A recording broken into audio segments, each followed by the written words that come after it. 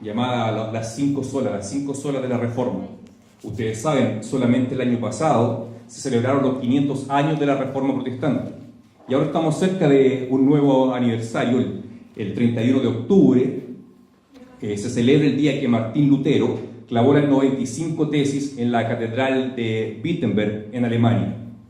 Y con eso se dio impulso, se dio origen a la Reforma Protestante. Pero nosotros como protestantes tenemos que tener especial cuidado con algo. No debemos cometer el error de pensar que la iglesia cristiana nació el día que comenzó la Reforma Protestante.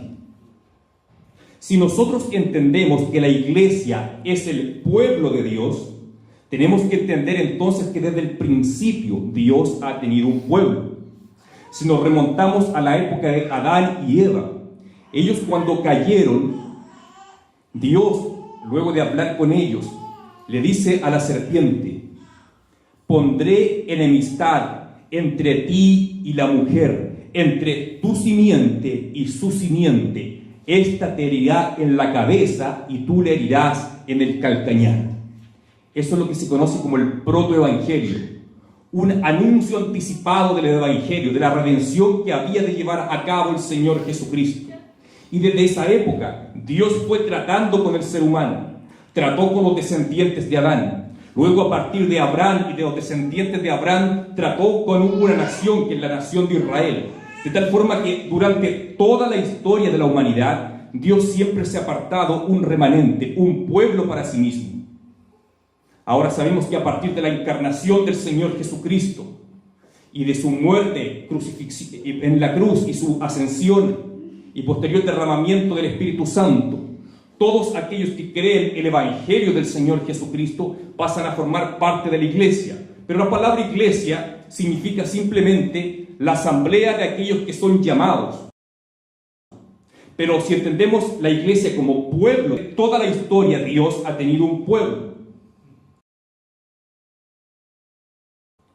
Pasando por el tiempo del nuevo y en la actualidad. De tal forma que así podemos comprender la universalidad de la iglesia. La iglesia de Jesucristo no partió con la Reforma Protestante. La iglesia de Jesucristo, con ese nombre, parte en Pentecostés, pero entendiéndola como pueblo de Dios, parte desde el principio. De tal forma que la iglesia de Jesucristo, que está diseminada por todo el mundo, trasciende toda denominación, ya sea evangélico u otras denominaciones cristianas, pero si son genuinos creyentes en el Señor Jesucristo, forman parte del pueblo de Dios. Nosotros pertenecemos a esa iglesia universal. En ese sentido, nosotros somos católicos.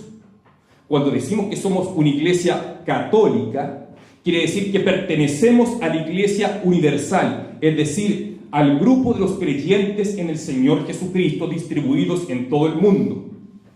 No somos católicos romanos, pero somos católicos en el sentido que pertenecemos al pueblo de Dios en forma universal. Ahora, y este pueblo de Dios, la iglesia, a partir del siglo I, fue diseminándose a través de todo lo que era el Imperio Romano. Lamentablemente, a pesar de que se fue expandiendo durante los primeros siglos, especialmente desde el siglo IV en adelante, la importancia de lo que es la palabra de Dios, la Biblia, fue perdiendo lugar y fue cediendo terreno hacia otras fuentes de autoridad que la iglesia de aquel entonces consideró importantes. Principalmente, como les dije a partir del siglo IV, se comenzó a dar mucha importancia a la tradición de la iglesia, a la opinión de los concilios y de papas, esto que según Martín Lutero constantemente se contradecían el uno con el otro. Y lamentablemente la Biblia fue quedando rezagada. Esta época coincide con el comienzo de la Edad Media. Muchos historiadores han hablado que esta es la época del oscurantismo de la iglesia, porque se alejó de la palabra de Dios. No obstante, no tenemos que cometer el error de pensar que durante toda la Edad Media no hubieron creyentes fieles al Señor. Por supuesto que sí lo hubieron, y muchos de ellos brillantes y muy destacados. Pero si hablamos de la condición generalizada de la iglesia, sí es cierto que se alejó bastante de la palabra de Dios. Además, consideren, hermanos, que en aquella época la Biblia estaba solamente en latín. Y el latín ya no era una lengua hablada popularmente, no era el lenguaje de la gente. Además, los libros eran muy caros y de muy difícil acceso.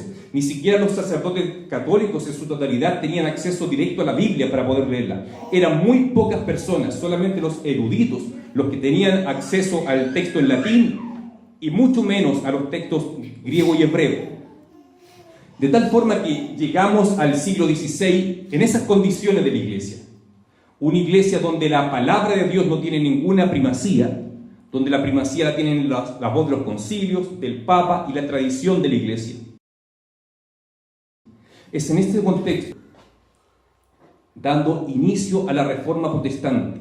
Pero ¿cuál es el espíritu de la Reforma Protestante? Es una vuelta a la palabra de Dios, volver a darle a la Biblia central que siempre debió haber tenido en la iglesia. Ahora, si bien Martín Lutero fue o es reconocido como el impulsor de la Reforma Protestante, no fue el primero. Antes que él, aproximadamente 100 años que antes, estuvo John Wycliffe en Inglaterra, John Hus en lo que actualmente es República Checa, pero reconoce habitualmente a Martín Lutero como el iniciador, el propulsor de la Reforma Protestante. Casi al mismo tiempo que él, Ulrich Zwinglio hizo ese trabajo en Suiza, posteriormente Calvino y muchos otros reformadores acerca de los cuales hemos oído hablar. Ahora, nunca se produjo un encuentro entre todos los reformadores para llegar a un acuerdo entre ellos y elaborar una especie de confesión de fe, sino que debemos ser sinceros y admitir que había muchas diferencias entre ellos, entre los reformadores. Habían ciertamente diferencias y en algunos casos irreconciliables, lamentablemente.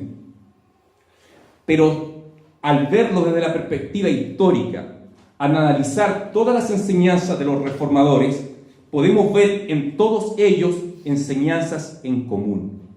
Y una de estas enseñanzas en común a todos los reformadores son los 5 puntos de la Reforma. Sola Escritura, sola fe, sola gracia, sola Cristo y solo a Dios sea la gloria. La semana pasada Daniel nos habló de sola Escritura. Hoy vamos a hablar de solo Cristo. Y nos introducimos en el libro de Romanos. El libro de Romanos es un libro que habla de muchos temas, de diversos tópicos. En los capítulos centrales del 6 al 10 habla acerca de la relación de Cristo con el creyente. Más adelante comienza a hablar de las responsabilidades del creyente, de su entorno con su comunidad. Pero en la primera sesión del libro, del capítulo 1 al 5, la enseñanza central es la justificación por la fe. Y en la época de la Reforma se le dio énfasis precisamente a esta primera sesión del libro de Romanos y a la enseñanza de la justificación por la fe. ¿Por qué era necesario que así fuese? Porque Martín Lutero, leyendo el libro de Romanos, comprendió que el creyente es justificado delante de Dios solamente por medio de la fe en el Señor Jesucristo. Y en la época había una enseñanza muy distorsionada acerca de lo que era la salvación. Es por eso que este énfasis en que solo por Cristo somos salvos, lo dice hablando precisamente el mismo tema, Hechos 4:12. En ningún otro hay salvación, porque no hay otro nombre bajo el cielo dado a los hombres en el cual podamos ser salvos. Es decir, somos salvos solamente por medio de Jesucristo. Y si somos salvos solamente por medio de Jesucristo, algo especial tendrá que haber hecho el Señor Jesucristo. ¿Por qué es que decimos que somos salvos solamente por Cristo?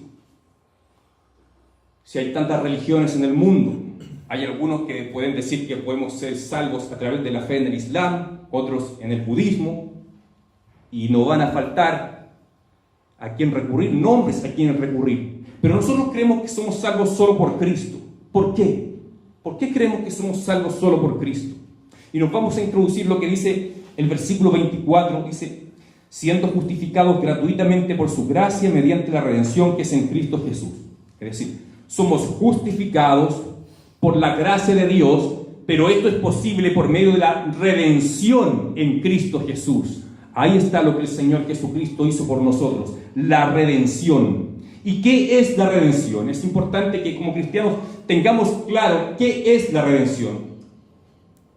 Tengamos en cuenta que esta carta del apóstol Pablo se le escribe a los creyentes de Roma en el siglo I, inmersos en la sociedad del Imperio Romano. Y para los hermanos de esa época era mucho más fácil entender la palabra redención de lo que es para nosotros hoy en día. Porque había una realidad en la sociedad de aquella época, en el Imperio Romano, que era la esclavitud. La esclavitud era un aspecto de la vida que estaba considerado incluso en el derecho romano. En el derecho romano estaba establecido y definido qué es lo que es un esclavo, que era una persona que le pertenecía completamente a otra persona, a un amo. Todos los derechos del esclavo le pertenecían al amo. El esclavo no tenía ningún tipo de derecho. Los esclavos tenían que hacer los trabajos que nadie quería hacer, los trabajos más pesados y más denigrantes, y tenía el servicio completo de su amo. ¿Cómo es que una persona llegaba a ser esclavo? En algunos casos eran tomados prisioneros en las guerras.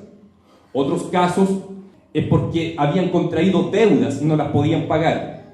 Pero en la mayoría de los casos los esclavos nacían siendo esclavos, porque estaba estipulado en el derecho romano que todo hijo o hija que naciese de una mujer esclava, la condición del bebé era ser también esclavo en forma automática, independiente de quién fuese el padre, independiente si el padre era un hombre libre o un esclavo. Si la mujer era una esclava, sus hijos automáticamente nacían en la condición de esclavitud. Y por lo general, toda su vida la vivían como esclavos, salvo algunas honrosas excepciones donde tenían un amo muy benevolente y les concedía la libertad. Pero aquí es donde entra el término redención. Los esclavos eran considerados un objeto. Si alguien le hacía algo al esclavo, tenía que pagarle una indemnización al dueño del esclavo. Y como eran tratados como objeto, también eran vendidos, eran comercializados. Existían verdaderas ferias de esclavos en aquella época. Y el esclavo se podía comprar por dinero. Cuando una persona pagaba dinero para comprar a un esclavo, a ese acto se le llamaba redención. Entonces, pónganse en el caso de un esclavo que es muy maltratado por su amo. Y a lo mejor ya está enfermo y debilitado, y su amo quiere deshacerse de él. Lo lleva a la feria de esclavos para venderlo. Y llega otra persona adinerada, va y lo compra. Lo redime de la autoridad de su amo anterior. Lo compra, paga un precio por él y queda libre de la autoridad de su amo que lo maltrataba. Esa es la idea del término redención. Pagar un precio, pagar un rescate. Ahí en la realidad de la esclavitud no siempre era un rescate. Si me compraba un amo benevolente era un rescate respecto al amo anterior. Pero no siempre era así. Pero siempre involucraba el sentido de comprar, de pagar un precio, de pagar dinero por una persona, por un esclavo. Esto es fundamental para poder comprender lo que es la redención, lo que Cristo Jesús hizo por nosotros. Porque si somos salvos solo por Cristo, debemos entender qué es lo que Cristo hizo, nos redimió. Cuando Cristo fue a la cruz, Él pagó un precio para liberarnos de la autoridad del pecado. Nosotros todos, dice Pablo en el capítulo 3, todos los seres humanos hemos pecado, ya sea judíos o gentiles, no hay diferencia. Todos estamos caídos. Nuestra naturaleza nos hace ir constantemente hacia el pecado. No hay nadie que haga lo bueno, dice Pablo. No hay quien entienda, no hay quien busque a Dios. Todos a una se han desviado, dice. Esa es la condición natural de todo ser humano. Es esclavo del pecado. El Señor Jesucristo dijo, todo aquel que hace pecado, esclavo es del pecado.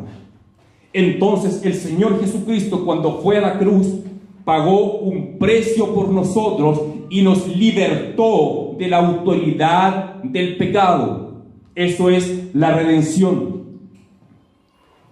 Levíticos dice que la vida de la carne está en su sangre. Entonces, cuando dice que hemos sido redimidos por medio de su sangre, quiere decir que Cristo, al derramar su sangre, entregó su vida, porque la vida está en la sangre. Es la forma de entender que hemos sido redimidos por medio de su sangre. Él entregó su vida por nosotros para libertarnos, para rescatarnos de la autoridad del pecado que nos tenía cautivos. Estábamos cautivos del pecado, y peor aún, la ira de Dios estaba sobre nosotros. A veces escuchamos frases de los creyentes que no son bíblicas. Por ejemplo, más de alguno de nosotros alguna vez ha escuchado una frase: Dios aborrece el pecado, pero ama al pecador. No es bíblico. El Salmo 5 dice: Jehová aborrece a aquel que hace iniquidad. Juan 3:36 dice: si alguno se niega a creer en el Hijo, la ira de Dios permanece sobre él. De tal forma que la ira de Dios está sobre el pecador. La ira de Dios estaba también sobre nosotros por nuestra condición de pecadores. Cristo nos redimió, nos liberó de la ira de Dios. Pero ¿cómo es que lo hizo? Si continuamos leyendo, el versículo 26 dice: a quien Dios puso como propiciación por medio de la fe en su sangre. Dios lo puso como propiciación. Ahora aquí tenemos un problema. La Reina Valera dice propiciación, pero la NBI dice expiación. Si bien es cierto, técnicamente no tienen el mismo significado ambas palabras, expiación y propiciación. Sin embargo, de lo que estamos completamente seguros es que son términos complementarios. El uno va ligado estrechamente al otro. De tal forma que no es que una persona esté equivocada y otra errada, sino que son términos netamente complementarios. ¿Qué es lo que es la expiación? La expiación es el acto por medio del cual nuestros pecados son cubiertos o borrados.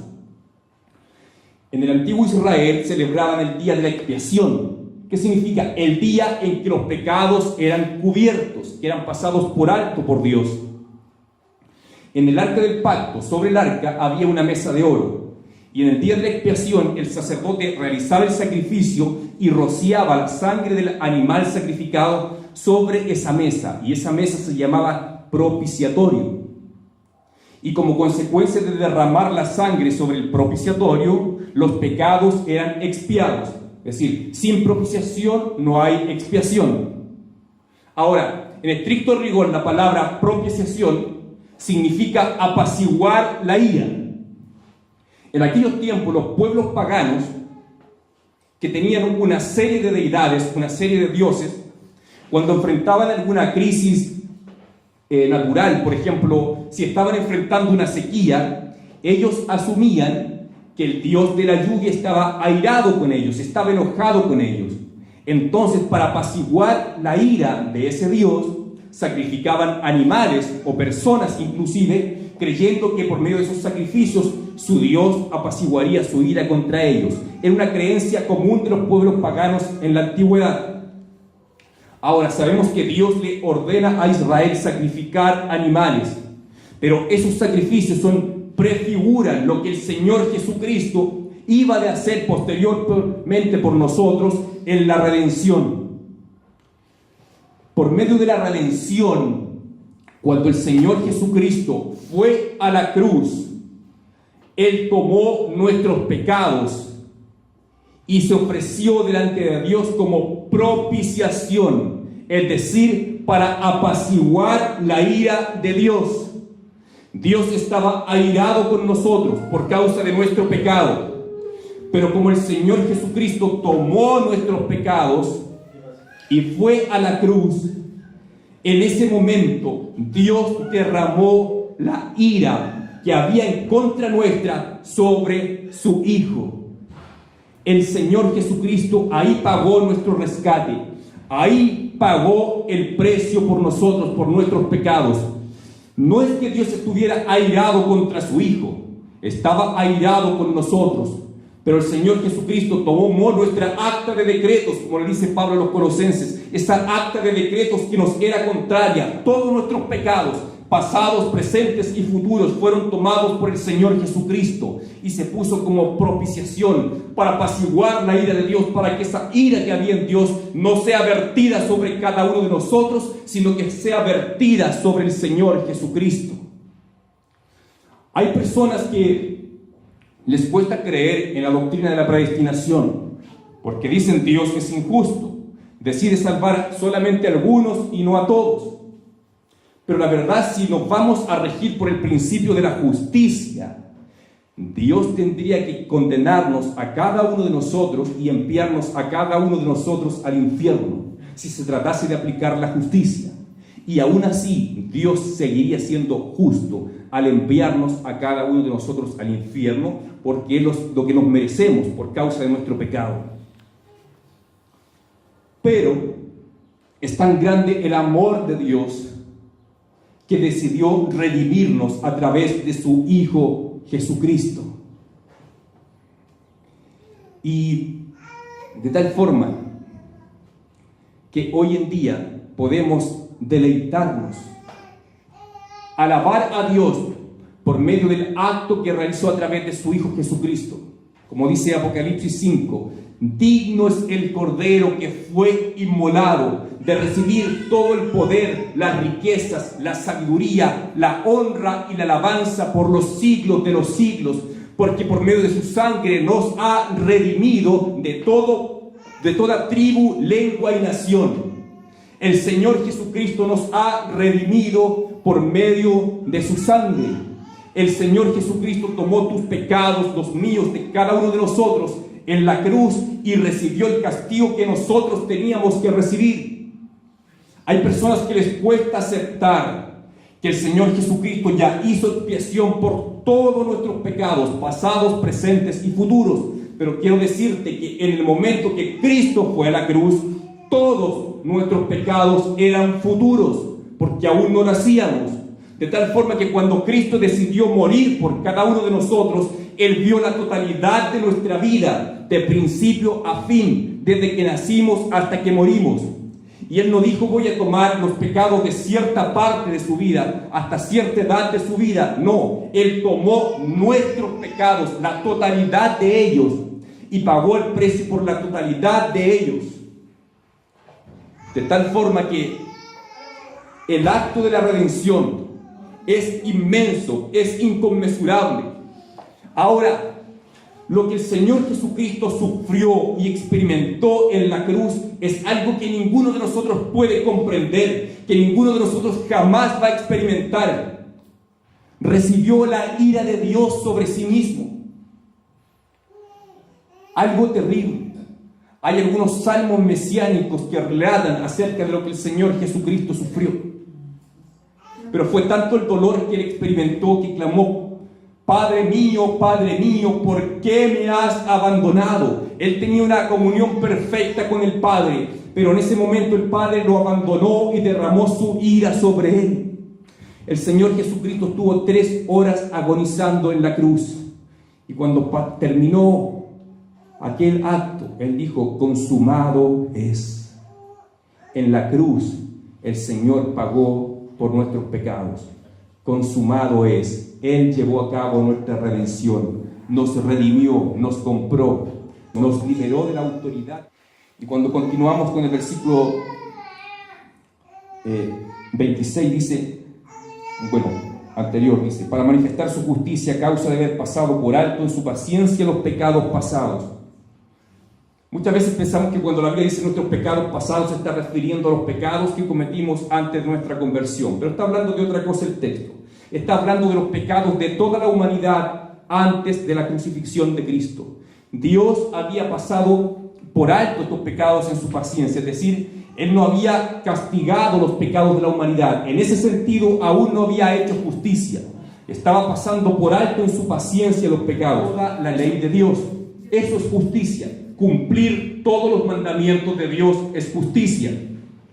¿Y cómo es que Dios ha manifestado su justicia si había permitido el pecado? Pues en la cruz, en la redención, donde Cristo se puso como propiciación. Él castigó el pecado y manifestó su justicia para que el que cree en Jesucristo sea justificado. La justicia de Cristo nos es imputada a nosotros. Los teólogos hablan acerca de la justicia de Cristo en dos términos. Uno, que Cristo era justo por su obediencia activa y también era justo por su obediencia pasiva. ¿Qué entendemos por la obediencia pasiva de Cristo y la obediencia activa? La obediencia activa es que el Señor Jesucristo cumplió cada mandato de la ley de Dios. Él jamás pecó, jamás se desvió de la ley de Dios. En ese sentido, Cristo manifestó una obediencia activa y una obediencia pasiva en la que experimentó en la cruz. Él bebió la copa amarga dispuesta por el Padre para él.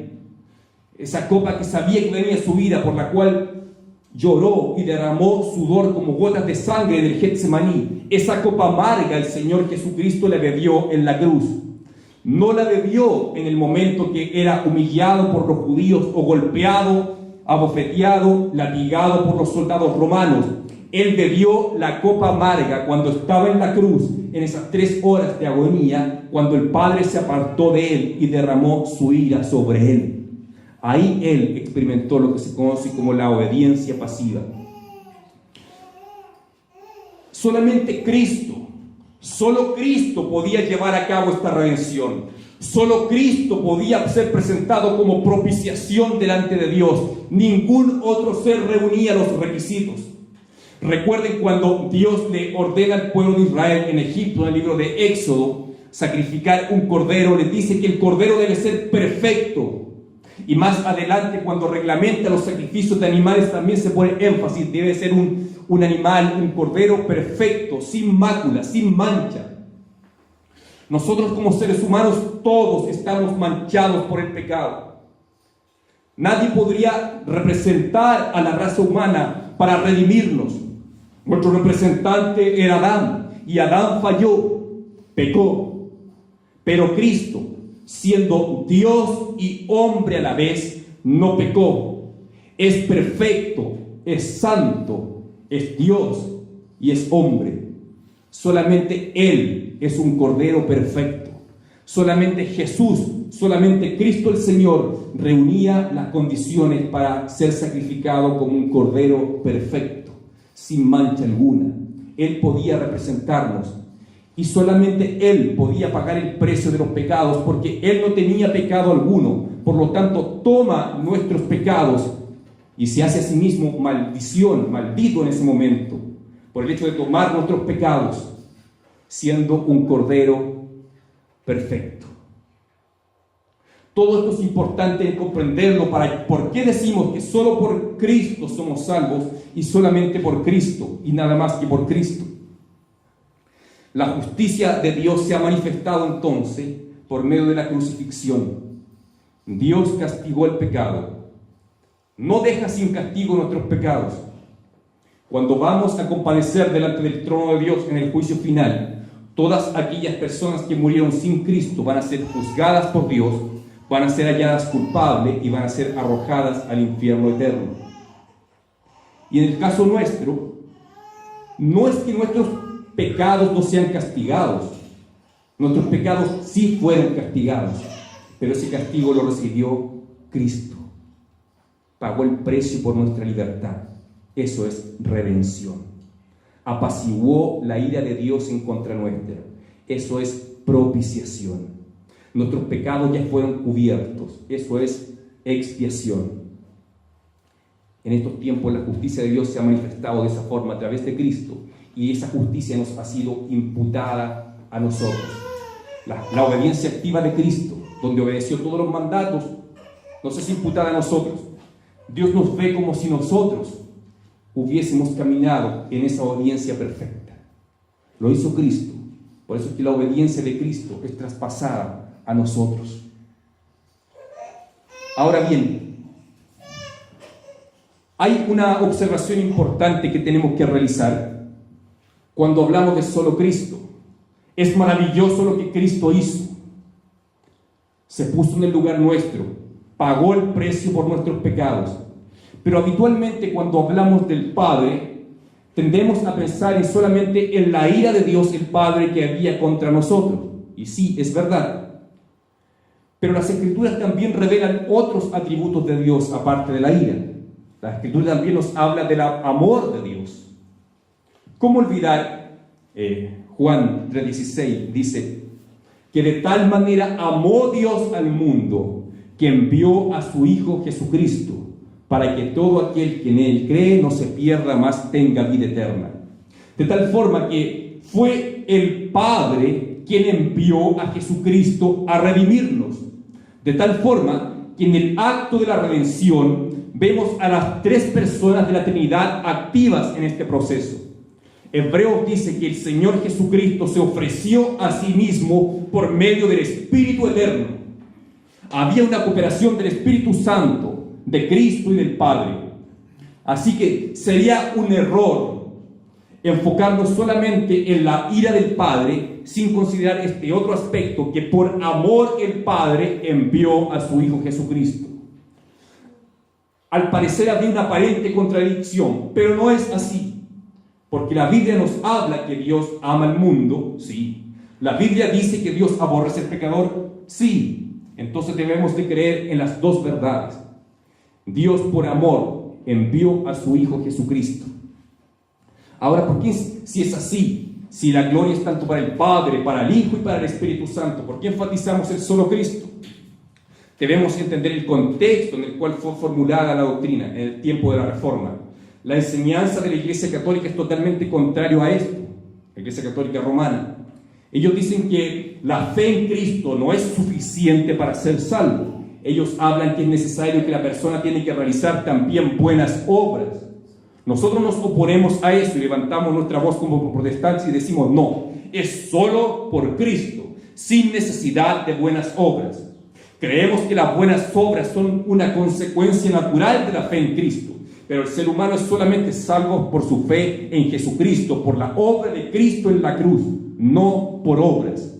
Por eso levantamos nuestra voz y decimos solo Cristo, como una reacción a la enseñanza de la Iglesia Católica. Pero no olvidemos lo que les decía recién: en nuestra salvación juega un rol activo el Padre, el Hijo y el Espíritu Santo. Además, la Iglesia Católica enseña que los santos y María pueden hacer intercesión por nosotros delante de Dios, que podemos orar o rezar, como ellos dicen, a María o a los santos, para que intercedan por nosotros delante de Dios. Y ahí también la Reforma Protestante levanta en alto su voz y dice, no, solo Cristo. Hay solamente un intercesor entre Dios y los hombres, y es Jesucristo. Por eso es que levantamos la bandera y decimos, solo Cristo. Y debemos de seguir haciéndolo, solo Cristo. No es por obras, es solo por el sacrificio realizado por Cristo en la cruz, que Él pagó el precio de nuestros pecados, y hoy en día podemos gozar de salvación y vida eterna. Ahora, ¿qué efecto práctico puede tener esto para nosotros? Si los que estamos aquí somos todos creyentes genuinos en el Señor Jesucristo, si hemos sido salvos por el Señor, ¿de qué nos puede servir oír nuevamente acerca de lo que es la redención, la propiciación y la expiación? Pues quiero decirte, hermano, si en este momento, o en algún momento de tu vida, sientes que has cedido ante el pecado y sientes que tu relación con Dios se ha enfriado, que ya no estás orando como deberías hacerlo, que ya no estás estudiando las Escrituras como tal vez en algún momento lo hiciste, y sientes que ya no experimentas esa rica comunión con Dios que sabes que como cristiano deberías tener, sientes que el pecado ha inundado tu vida, has cedido ante Él, no por ser esclavo, sino que has cedido ante Él por tu propia voluntad. Si estás en esa condición, puedes entonces mirar a la cruz por fe y recordar que el Señor Jesucristo ya nos redimió de nuestro pecado. Ya no hay excusa para no disfrutar de una relación plena con Dios. Hoy en día tenemos paz para con Dios, porque Cristo ya pagó nuestros pecados. Y muchas veces decimos, ¿qué voy a orar? ¿O qué voy a ir a la iglesia si estoy tan alejado de Dios? En ese momento recuerda lo que es la redención y lo que es la propiciación. La ira de Dios que había por tus pecados ya no es tal, porque fue recibida por Cristo en la cruz. Si logro comprender esto y recordármelo a mí mismo y predicármelo a mí mismo cada día, entonces mis pecados no pueden ser una excusa para no experimentar comunión con Dios. Si vienen a nuestra mente recuerdos pecaminosos, podemos recordar: Cristo en la cruz ya pagó por mis pecados, ya soy libre de la autoridad del pecado, he sido redimido, he sido comprado por Cristo a precio de sangre. Entonces, esto nos va a capacitar para reconectarnos en nuestra comunión con Dios, para reavivar nuestra fe. De tal forma, hermanos, que el Evangelio, lo que Cristo hizo por nosotros, debemos tenerlo presente siempre, porque sabemos que con el pecado vamos a luchar siempre. Mientras estemos en esta vida vamos a luchar con el pecado. Por eso siempre es necesario recordarnos el Evangelio, lo que Cristo hizo por nosotros, para poder disfrutar día a día de esa comunión con Dios, que es posible por medio de la redención que es en Cristo Jesús, por medio de la fe en su sangre. Ahora, si es que aquí hay alguna persona que no está segura de su salvación, que no tiene certeza que ha sido salvada por Dios, pero tú has creído lo que hemos estado hablando, si tú has creído que eres un pecador y has creído que Cristo tomó tu pecado y fue en la cruz, y que en la cruz recibió el castigo por tu pecado, que Él pagó un precio por tu rescate, si tú crees esto, ten la plena certeza entonces que Cristo murió por ti y te ha dado vida eterna. El Evangelio es para todo aquel que quiera oírlo, para todo aquel que quiera vivirlo. El ofrecimiento del Evangelio es universal.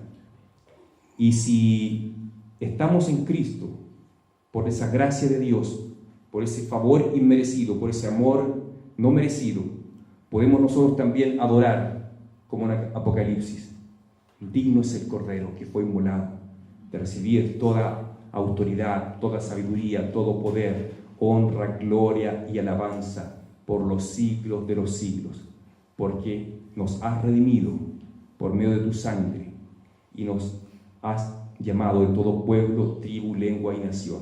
Aquí estamos nosotros, sacados de diversos contextos, pero hace 2000 años Cristo hizo expiación por nuestros pecados. Por eso es que, hermano, podemos decir solo Cristo. Solamente por Cristo somos salvos. Y solamente a Dios sea la gloria. Que Dios les bendiga.